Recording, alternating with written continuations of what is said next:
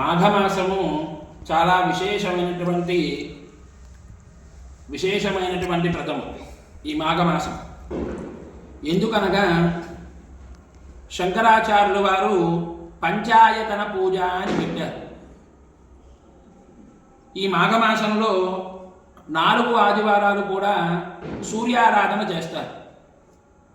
అదేవిధంగా ఈ యొక్క మాఘమాసంలోనే 4 సోమవారాలు శివారాధన చేస్తారు. ఈ మాఘమాసంలో వచ్చేటువంటి పౌర్ణమి రోజున సాక్షాత్తు దాక్షాయిని అమ్మవారు సముద్ర గర్భంలో శంఖంలో దక్షుడికి దొరికినటువంటి రోజు. మహామాఘి అని పర్వదినముగా ఆ రోజును మనం పిలవడం జరుగుతుంది. ఆ రోజున సముద్ర స్నానం కూడా చేయడం చాలా విశేషప్రదము. అలాగే మాఘమాసంలో వచ్చేటువంటి షష్ఠి సుబ్రహ్మణ్యేశ్వర స్వామి వారి ఆరాధనకు చాలా విశేషం. ఎందుకంటే రాక్షస సంహారం చేసినటువంటి రోజు.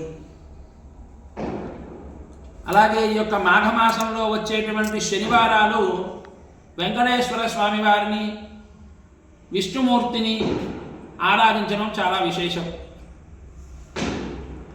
అలాగే ఈ మాఘమాసంలో వచ్చేటువంటి సంకష్టార చతుర్థి చాలా విశేషం.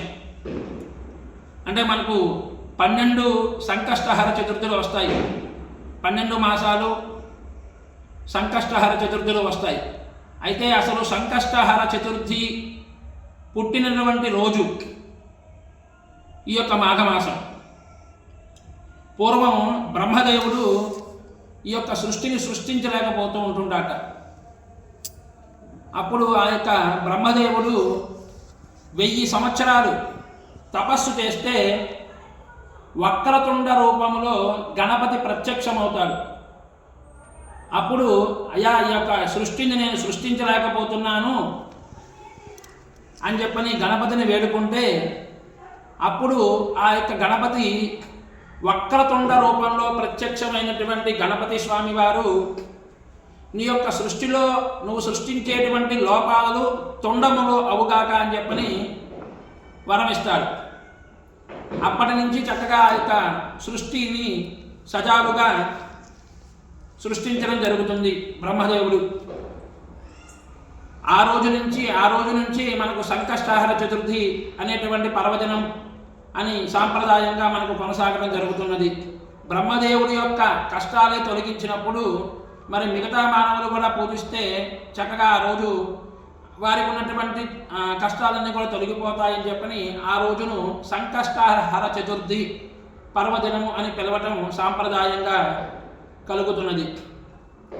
ఇక్కడ మనకు గణపతి వచ్చాడు, అలాగే సుబ్రహ్మణ్యుడు వచ్చాడు, అలాగే శక్తి అమ్మవారు వచ్చింది, అలాగే విష్ణుమూర్తి వచ్చాడు, శివుడు. ఈ యొక్క మాఘమాసంలో వచ్చేటువంటిదే మహాశివరాత్రి. ఈశ్వరుడు లింగ రూపంలో ఆవిర్భవించినటువంటి రోజే ఈ యొక్క మహాశివరాత్రి పర్వదినము. కాబట్టి శంకరాచార్యుల వారు, భగవత్పాదుల శంకరాచార్యుల వారు చెప్పినటువంటి ఈ యొక్క పంచాయతన పూజ వచ్చింది. షణ్మత స్థాపన అంటే షణ్మత స్థాపనలు కూడా చేయడం జరిగింది. ఆయన ఈ యొక్క షణ్మతాలు కూడా రావడం జరిగింది. ఈ యొక్క మాఘమాసము ముహూర్తాలకి పెట్టినటువంటి పేరు. ఈ మాఘమాసంలో ముహూర్తాలు, వివాహాలు ఎక్కువగా జరుగుతూ ఉంటాయి.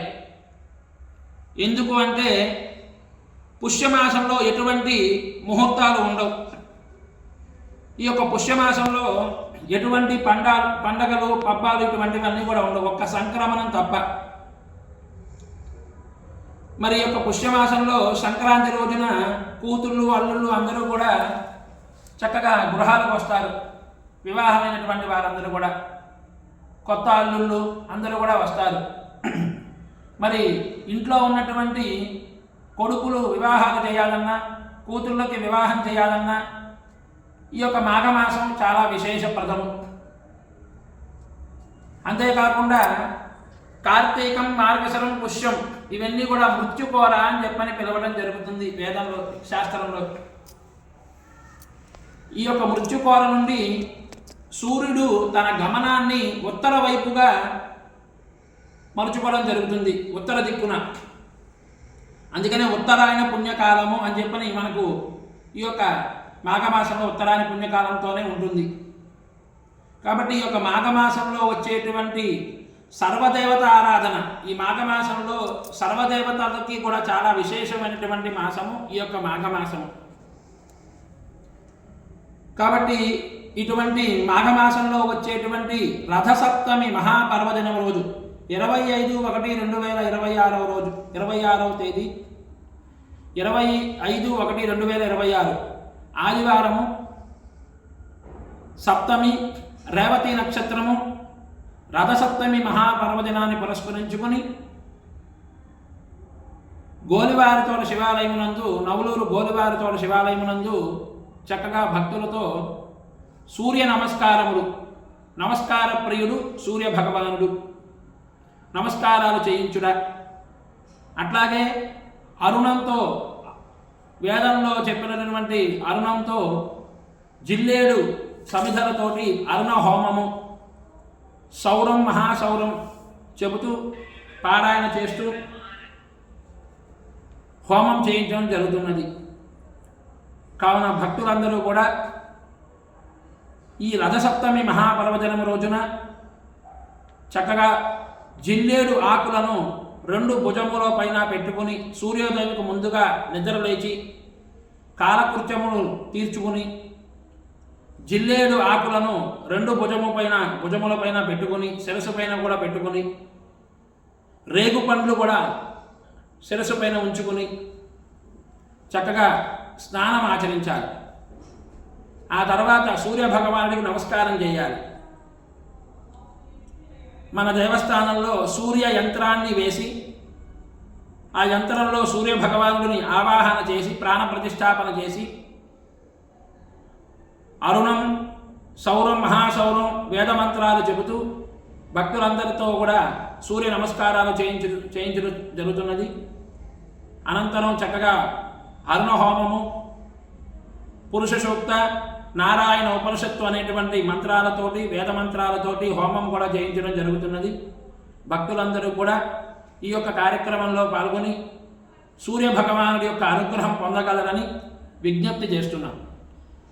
భానో భాస్కర మార్తాండ చండరశ్మి దివాకర ఆయురారోగ్యమైశ్వర్యం శ్రియం పుత్రాంశ దేహిమే ఆదిత్యాయ చ సోమాయ మంగళాయ బుధాయ చ గురు శుక్ర శనిభ్యశ్చ రాహవే కేతవే నమో నమః.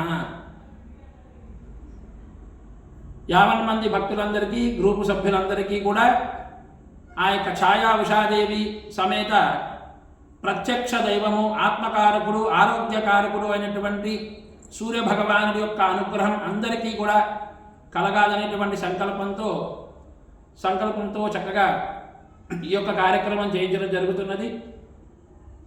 కాబట్టి ప్రతి ఒక్కరూ కూడా ఈ యొక్క కార్యక్రమంలో పాల్గొనగలరు, సూర్య భగవానుడి యొక్క అనుగ్రహం పొందగలరు. ఇట్లు శ్రీమాతా జ్యోతిష్యాలయం అర్చక పురోహితులు మీ వెంపటి హనుమాన్ శాస్త్రి. ఓం నమః శివాయ. ఓం శ్రీమాత్రే నమః. జై శ్రీరామ్.